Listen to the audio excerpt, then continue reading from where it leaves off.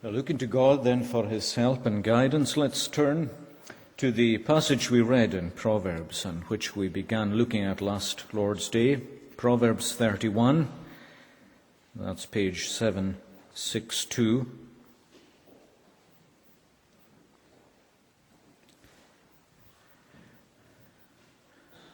We're looking really at the question of verse 10, who can find a virtuous wife?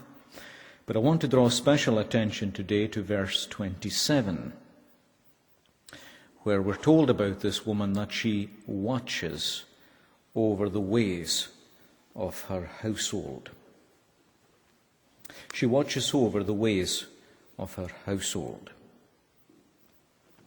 Now we're returning to this passage, and as I just said, the heart of it really lies in the opening question, who can find, as it's translated here, a virtuous wife?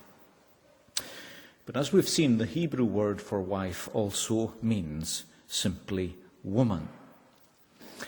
And it's worth remembering that that's perhaps the best way to take it here. Although she appears, this woman, as a mother and a wife, yet it's still worth remembering that the qualities that make her so distinctive are perceived in her before she ever marries at all. That's why this young man, Lemuel, is being taught by his mother to look for these qualities. He's to find a woman that shows these qualities even before he marries her. We saw how that was possible last week. We'll see more of it as we go on. We also saw that this word virtuous, which appears so often in the Old Testament, really means strength, power, or efficiency. So the question is really, who can find a woman of strength, a woman of power, or if you like, perhaps even a woman of character? And that's why this passage essentially becomes a study of womanhood. And it's the most extensive passage in the Bible dealing with that theme. It has something to say, a lot to say about what it means to be a woman and what a woman who fears the Lord looks like. Because after all, as the chapter comes to its close, that's really what it highlights, that this woman fears the Lord and her beauty as a God-fearer will last, and it will last forever.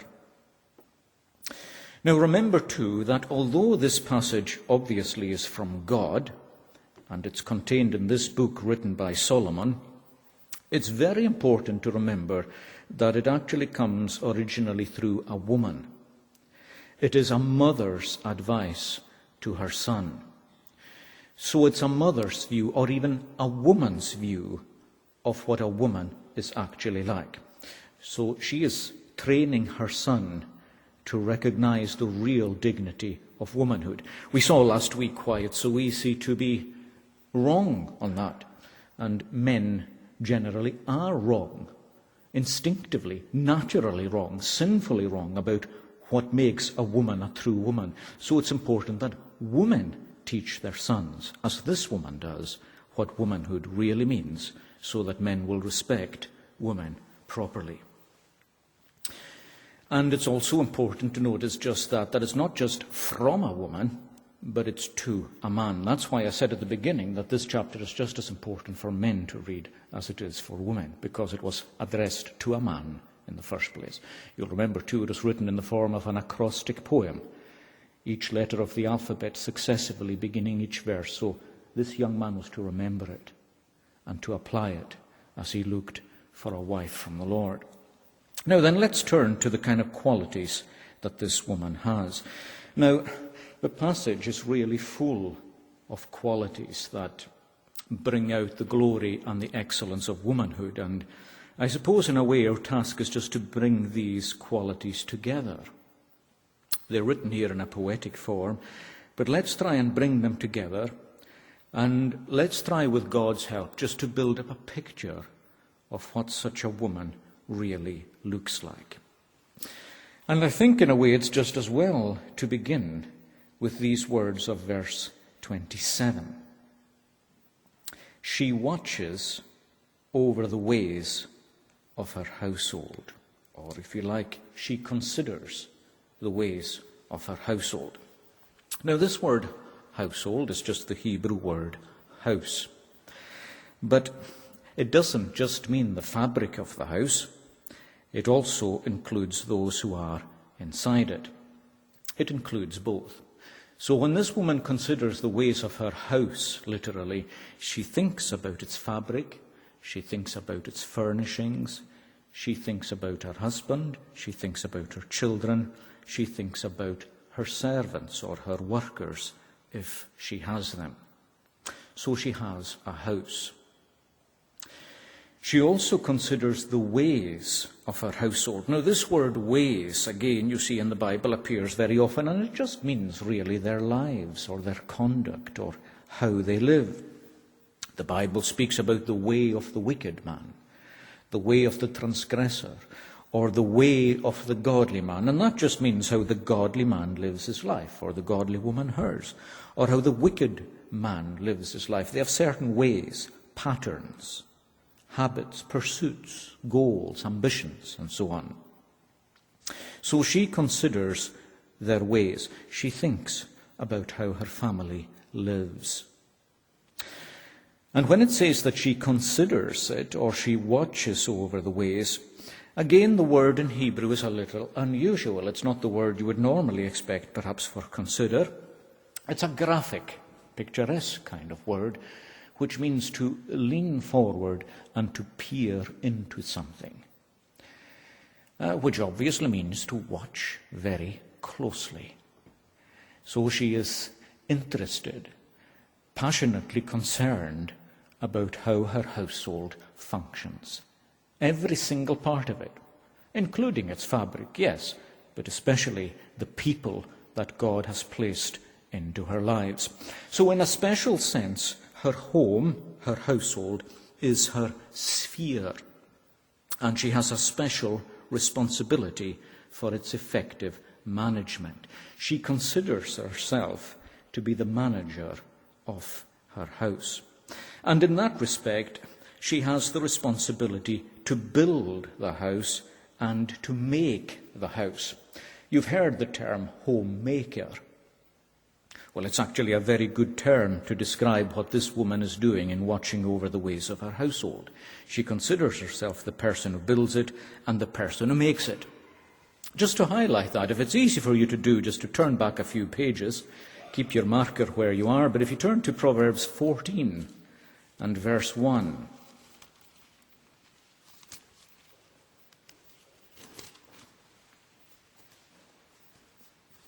Proverbs 14 and verse 1. Now listen to what this says. The wise woman, that's again the woman who fears God. She has God at the heart of her life and at the heart of her home. So the wise woman builds her house, but the foolish pulls it down with her hands. Now obviously that's not referring to bricks and mortar. What it's telling us is that the woman who knows who she is, who God made her, and who lives for him, is concerned with establishing her home and family. She builds it up. She edifies her children. Her whole family are raised insofar as she can manage it.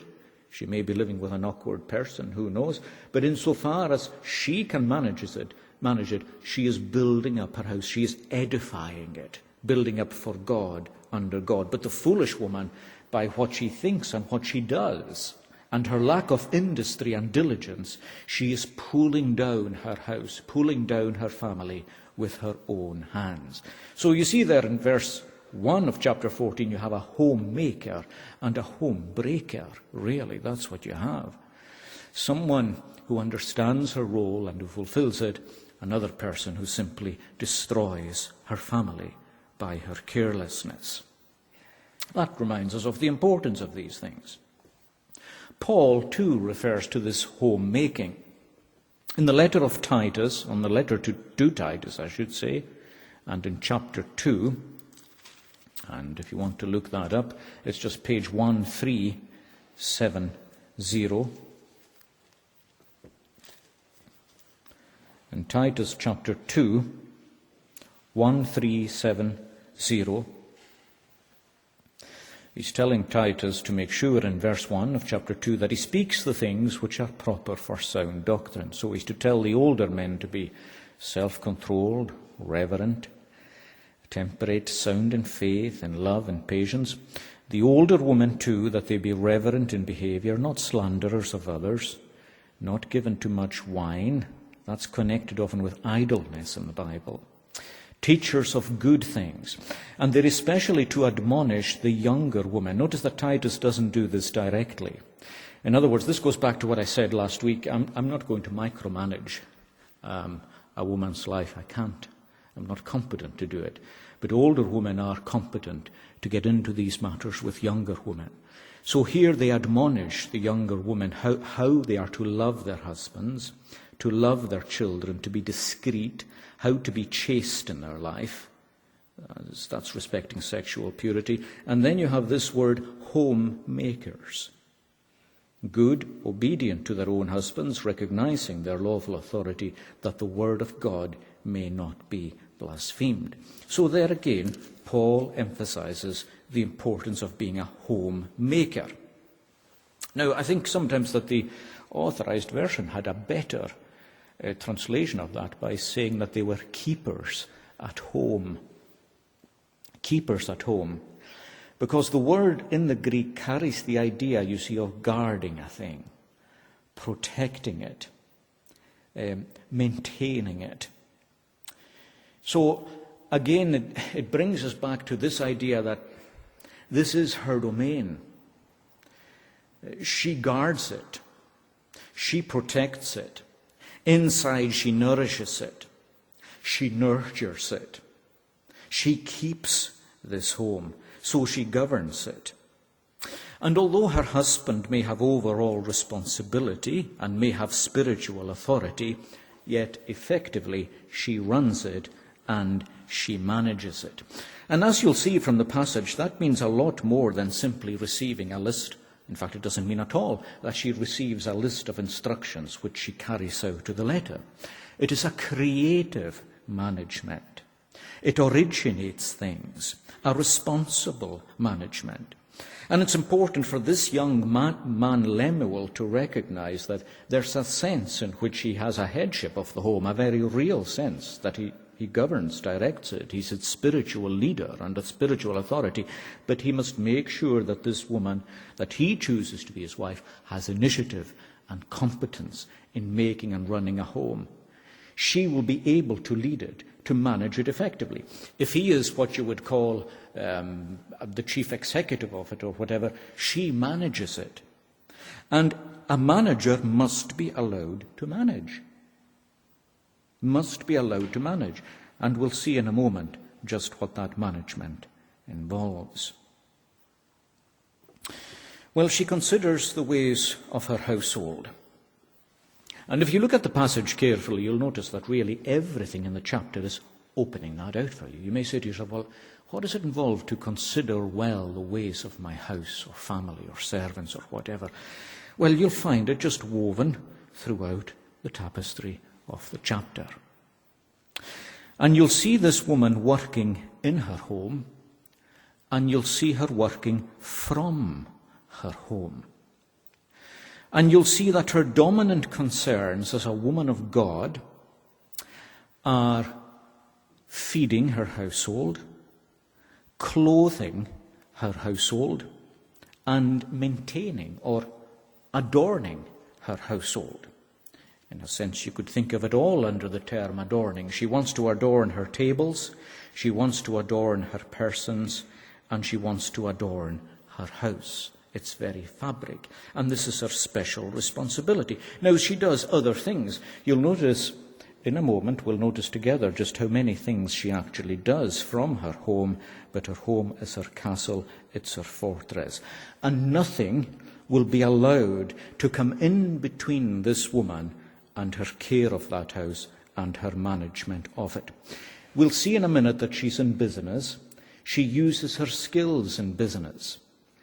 She makes sashes and sells them. She deals with merchantmen in ways perhaps that we're surprised to discover. But all that is somehow feeding back into her home, and it's feeding back into her family.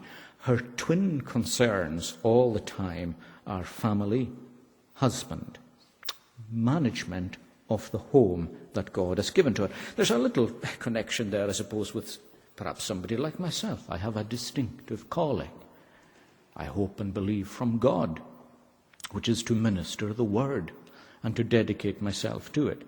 Now, that doesn't mean that that's all I do, but I have to ensure that nothing comes in between myself and that. That whatever else must somehow minister into that and help it. And if it's not useful for that, I'm to cut it aside. It's a calling. Now, this woman sees her life exactly like that. And that's very important, you see, because it can immediately alter our sense of priority. There's a kind of pressure out there that will tell a woman, for example, that unless she excels in the boardroom, for example, or stand and argue a case at the bar, that she's not up to anything. But this woman has an incredible sphere of labour, a marvellous ability to fulfill it, without actually taking away from the priority that she feels she has in life. And as we'll see in a moment, she's not in any way cramped or restricted. And she certainly doesn't see her husband or her children as being in the way of her advancement and in the way of her fulfillment. I remember several years ago reading a couple of feminist writers who had really gone very, very far in what they said. I got the impression that they had, in fact, they were more or less saying it really, that they had come to hate the womb as symbolizing everything that kept a woman in bondage. They had more or less come to consider it unfortunate that the woman had the womb. They even resented the organs of reproduction as men had them and as women had them, because they felt it gave an inherent power to the man and an inherent submission to the woman. They also resented the home as the sphere in which a woman was bound to be subjected and slaved and enslaved. Now, how incredibly sad it is that some of the things that make the woman so distinctive and so glorious and so separate in the eyes of God are turned round to be things that are resented. To hate your womb, to hate your reproductive organ because it symbolizes submission, to hate your home, which is so brought before us here as an object to be cultivated, beautified, and as the center of your love and attention. You see the vast ocean between what God is teaching to this young man through his mother and what is being taught largely in many sectors of society today. So really what we need to do as men and women is to redeem the beauty of homemaking as the Bible describes it. Not as you might see it in a 1950s magazine, which is so often mocked, of course, and ridiculed, but we need to redeem the whole concept of homemaking and keeping at home. This woman is definitely not shackled, but she does see her home as her castle, and she knows how to keep it. Now let's begin by noticing how she feeds her household, or, if you like, how she adorns her table. Now you may say, well, this is really quite something to notice, really. And is there much really to notice? I mean, are you not just saying that she cooks? Well, no, I'm not saying that she cooks, and the Bible is not saying that all she does is cook. But what I want you to notice, and what the Bible tells us here, is that this woman is involved in food from production through to purchase and preparation. And she takes all that seriously. She wouldn't have any truck, for example, with a woman today who said, oh, I don't care about food. I just go and buy a packet of this or a packet of that and I stick it in the microwave and what have you, as though I'm above that, you see. Men can be the same. Men could take exactly the same attitude. But she doesn't take that attitude to what she feeds herself with and what she feeds her family with. Notice first that she's involved in production. Now here's this woman, and it may surprise you what she does. In verse 16, she considers a field and buys it, and from her profits she plants a vineyard. Now this woman is a married woman, as we're seeing her here. Remember, she has skills that are evident while she's single, but they come to their fullest fruition in the context of marriage and raising a family. She has obviously learnt the skills at some point to do this, and she uses them. Now, is that not important? Is that not important to learn what we would call life skills? It doesn't matter to me too much whether they're learnt in the school or at home. They're not learnt in the school. It's amazing how you can learn things like the Weimar Republic in Germany, but learn next to nothing about making food and making clothes or banking. Why is that?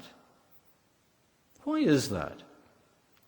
This woman has obviously learned very important skills. For example, could I consider a field and buy it? I have to confess, no. I have to confess, no, I could not consider a field and buy it. Can I plant a vineyard? I have to confess, no. I would not have a clue how to go about planting a vineyard. This woman considers a field. You have to step back. What's involved in that?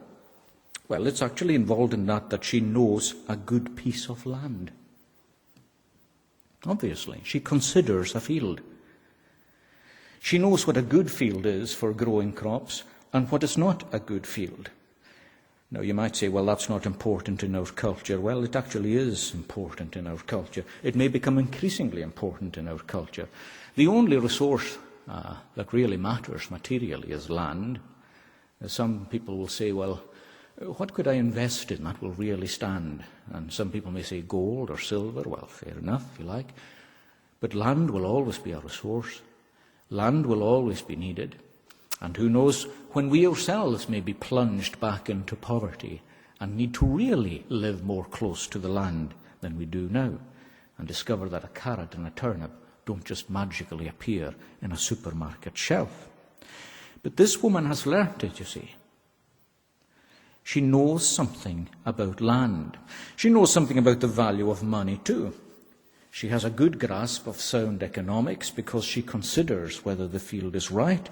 She knows whether to invest in it or not. And I want you to notice that she actually makes the transaction herself. Notice that. It's a big transaction, this. For a family like hers to buy land, to plant a vineyard or whatever she does, she makes this transaction. Now, I'm not saying she doesn't speak to her husband about it. Of course she does. Her husband approves of it. I'm sure he does. But I want you to notice what the chapter emphasizes right at the beginning, that the heart of her husband safely trusts her.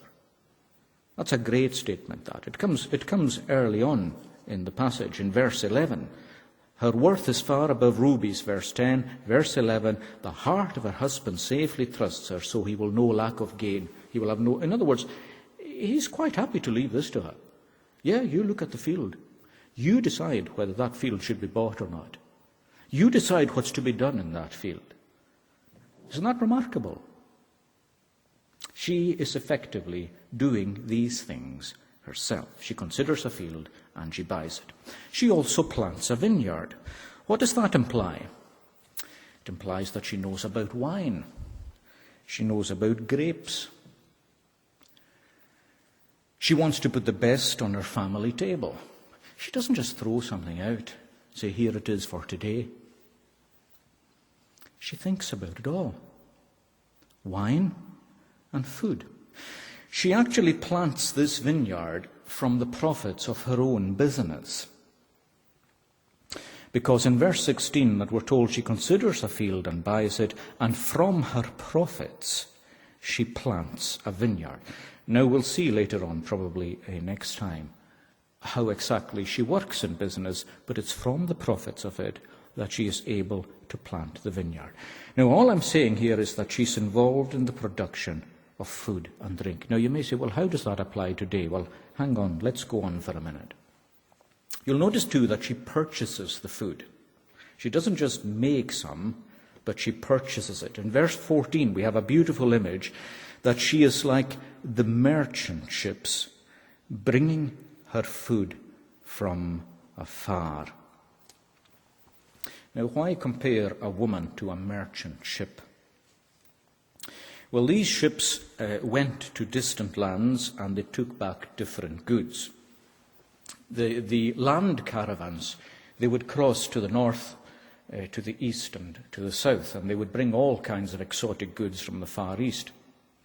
The ships went across the Mediterranean. They went as far as Spain, and we're told in the book of Chronicles that from Spain they would even bring back things like apes and monkeys and things like that. So the trade was vast, and these ships would call at various ports, exchange stuff, and they would constantly come in, Tyre and Sidon and so on, and there they would be loaded, the produce would be loaded onto caravans, brought into the towns, into the villages, into the markets, into the stalls. And as these women went to find the food, they were extremely skilled, obviously, in knowing what food to find. She wants the best food for herself, for her husband, for her family, servants, for her household. Now again, I want you just to think about that, because she thinks about what to eat, and she knows what good food is. There's an interesting little statement here in verse 18, which tells us that she always perceives that her merchandise is good. She's not interested in rubbish stuff. Right? We'll see in a minute her household are clothed with scarlet, fine linen, and purple. So is she herself. She takes care of her own appearance. That's for another time. But she always perceives that her merchandise is good. So she handles the food. She knows good food from bad. She knows ripe fruit from unripe fruit. She knows what's in season at any given time and what's out of season. She knows the produce from different countries. She buys it economically and she uses it well. I was reading just very recently about this man who said that he laughed. It was a man, but he laughed at a certain supermarket which had a last-minute rush on trying to sell, I can't remember, was it actually grapefruits or was it pineapples? I can't remember. But he said it was a last-minute rush to buy it because the sell-by date was on. And he says, I took them home, several of them, and in 3 or 4 days they were just about ripe and ready to eat. In other words, the sell-by date had no relation whatsoever to what the fruit was like. But because he, you see, knew the fruit, he knew its texture, where to press it, and so on. So the whole thing, you see, was ridiculous. But this woman understands all that. She cares about it, and she thinks about it. And, of course, she's involved in the preparation of it. Now, if her household is large, maybe she has help doing that. But if you know anything about Middle Eastern hospitality, you'll know some of the pressures that such a woman could be under. How important it was to be quick, to be ready with something because of the importance of having a guest. And that's the way we should still view having guests. Hebrews tells us that we should be ready even to entertain strangers in case we find ourselves entertaining angels unawares. When Abraham found 3 men at his tent, he went quickly inside and he gave instructions to Sarah as to what she was to produce. And you sometimes marvel at their ability to produce all that so quickly. And you see, this woman is concerned to do it. We're told in verse 15, at the end of verse 14, she brings her food from afar, but she rises in verse 15 while it is yet night. In other words, sharp in the morning, that's what it means. And she provides food for her household and a portion. Most people think that that's a portion of work for her maidservants. In other words, her house functions well. She organizes the day, she distributes the work that's to be done, and she makes sure that she knows the food, its preparation, and so on. Now, the more you think about that kind of thing, the better it works. Who knows what you might be able to accomplish if you really started to think and plan in this way. She will entertain, she will have the Lord's people for fellowship. As Paul says to Timothy, she will have washed the feet of saints. She will have shared bread with others. This woman, you'll notice, is ready in verse 20 to extend her hand to the poor. She reaches out her hands to the needy. She stretches them out. She finds the poor. Does that necessarily mean that she just goes out with money to them? Well, I don't think so. And maybe that's the way we always think of helping the poor. A kind of hands-off way of helping. That we maybe take something somebody else does or some money and give it. Now, I'm not knocking any of that. We should probably do more of it. It's a good thing to do.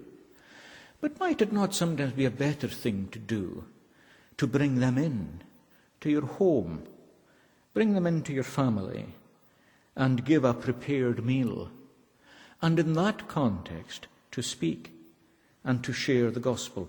And lo and behold, you might be entertaining an angel unawares, perhaps even a person that God already has in his plan to accomplish great things for himself. And a large part of it was you simply bringing such a person into your household and into a prepared table. Think about hospitality. And when you think about that, it's a closer thing, isn't it? It's a much closer thing. If I, for example, was to take something, let's say take it to a certain part of town and give it to somebody, that is good. That is very good. But if I can take in to a warm home, that seems somehow better. As I said, I'm not going to micromanage these things, but I just want to encourage you, especially those who do make homes, think about, well, what can I have? When can I have it? Who can I bring to it? Is there a family in need? Is there a young single man or a young single woman that seems to be struggling? Is this a way I can communicate and help and share? Can I organize my household budget in such a way that instead of just getting food and dumping half of it away, I think in advance by rising up early what we should eat through the week and I buy accordingly, so that what I buy reflects what we're going to do, rather than just trying to do something with what I happen to have bought. Maybe 4 for the price of 2 or whatever, and half of it gets turfed into the bin. See, this woman will cook. She will preserve. It's easier to preserve, obviously, today than it was then. It was a tough ask to preserve in those days. It required salt and so on. It's easier to preserve today. Cook in bulk and so on. All these things to think about. This woman obviously thought about it. Now, as I hinted earlier, this woman won't make a virtue out of her ignorance. She'll apply herself to making a home. Men sometimes make a virtue out of their own ignorance about it, and they are also incredibly sometimes unthankful and unappreciative of what is actually done. It's quite frankly a disgrace, really, for a husband or a young boy in a family not to say thank you for a meal that is served. It doesn't matter if you are the son or the husband, that you thank the one who has invested the time and the energy in doing that. I mean, I've been personally amazed that some people have sat with at a table and they talk away while someone puts a good plate in front of them, and they still talk away and the plate is taken away, and not a word. That's frankly disgusting, really. And I don't care how spiritual the conversation was, there was a hugely unspiritual omission at that table. A hugely unspiritual omission. And it's no surprise if many women down through the years have felt oppressed and undervalued and unappreciated, if men are so ignorant that they don't understand what's involved in homemaking, in actually establishing a God-fearing home and a well-run home under God, what's involved. If men don't appreciate it, well, neither will women do it, and do it properly.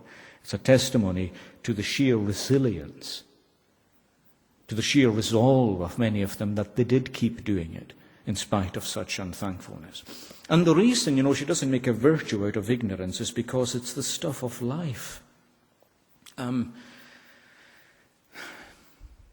where is food and nutrition? I suppose it's rising higher on the agenda as people begin to think a little bit about what they eat, but this woman knows. It should be compulsory in every school, should it not? Compulsory for men, compulsory for women. Do you know what food is good for your children's skin? What's good for their bones?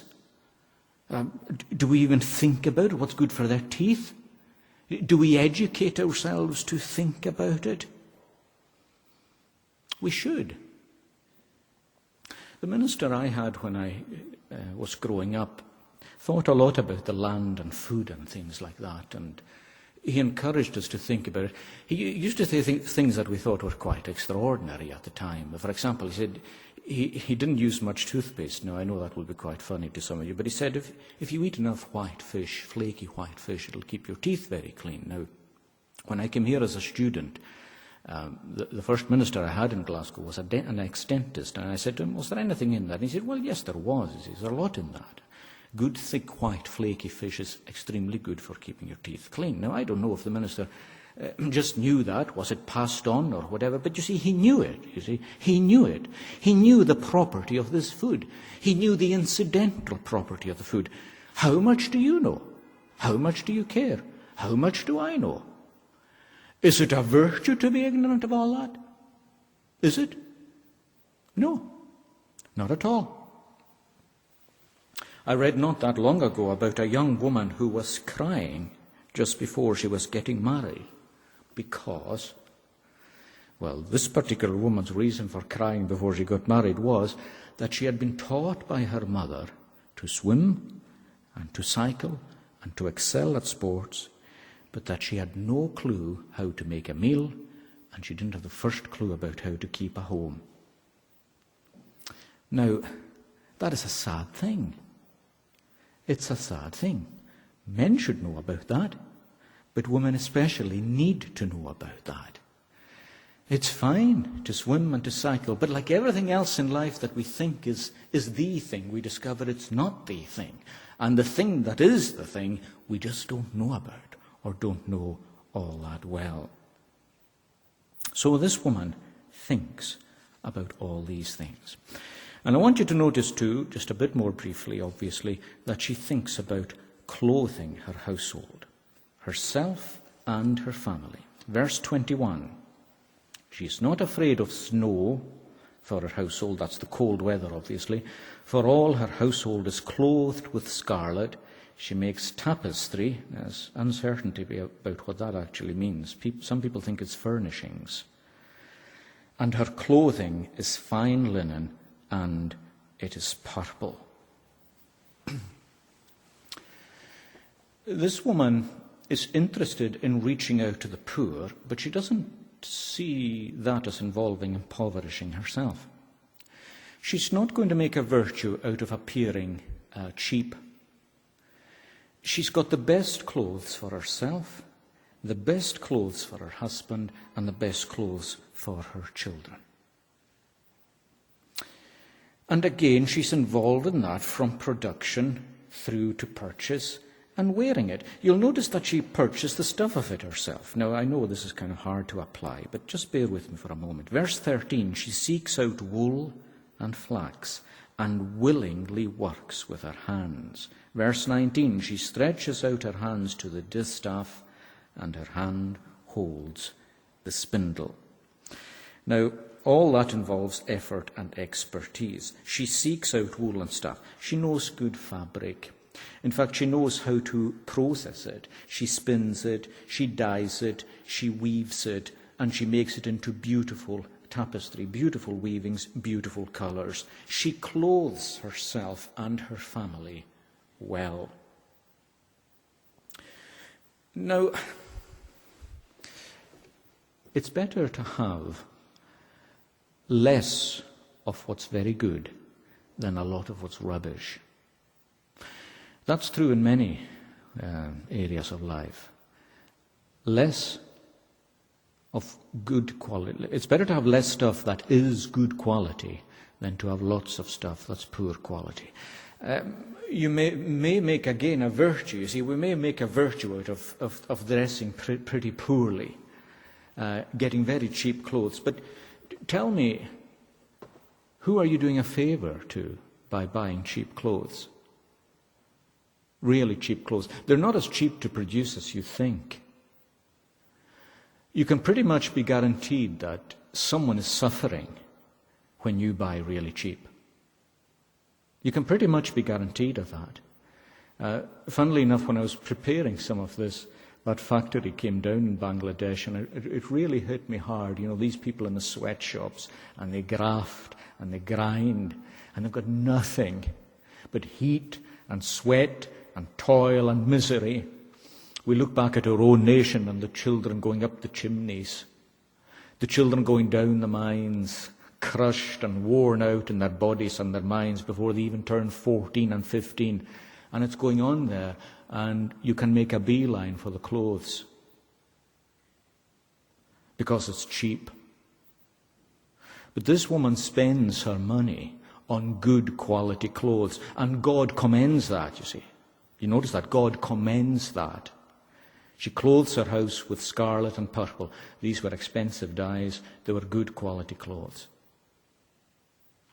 And she knows how to work. It takes an interest in fabric. Again, these are lost skills. I mean, to some anyway, they're lost skills. Do we know how to work with cloth? There's a whole exciting sphere of labour and knowledge in that. That's just all hidden up and forgotten about. If the reference to tapestry in verse 22 is to furnishings, you notice that she beautifies them too, because she's concerned of a beautiful home as well as a beautiful family. Now, perhaps we're just beginning to realize that this woman has no lack of knowledge, industry, or love. And our respect for this woman should just be growing and growing. And we'll see that more when we come next time to consider how she develops a business, how she takes care to teach what she knows, and how she loves her own family. So let's consider these things, God willing, next time. Let's call on the Lord's name in prayer.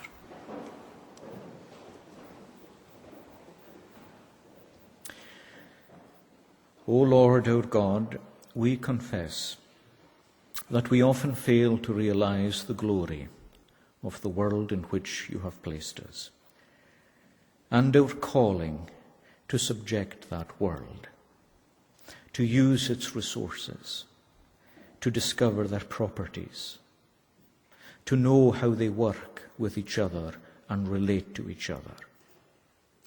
We pray that you would give us a healthy interest in these things, and help us as a people and as a church to respect the importance of making and managing a home and raising a well cared for and godly family. And if in all these things we have been in some way careless as men and women, if we have not prioritized them properly, if we have thought little about them, help us to change, to reorientate, and to reprioritize. Help us to remember what really does matter in life, the beauty of home and the beauty of family, the sanctity of marriage and the loveliness of parents and children, the dignity of woman and of man.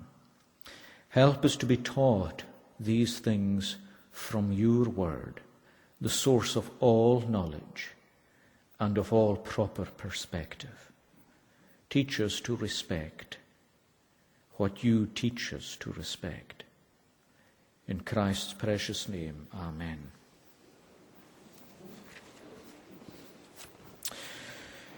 Let's close by singing God's praise in Psalm 119 on page 402.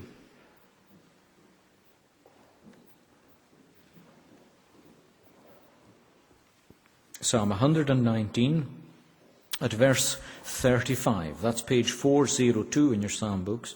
We're singing to the tune Land of Rest.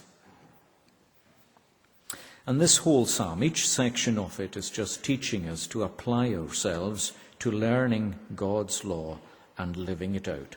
That's a lifelong thing. You know, someone could say, for example, just if you'll excuse, they could say, well, was what you preached today the gospel? And I would respond to that by saying, well, what is the gospel?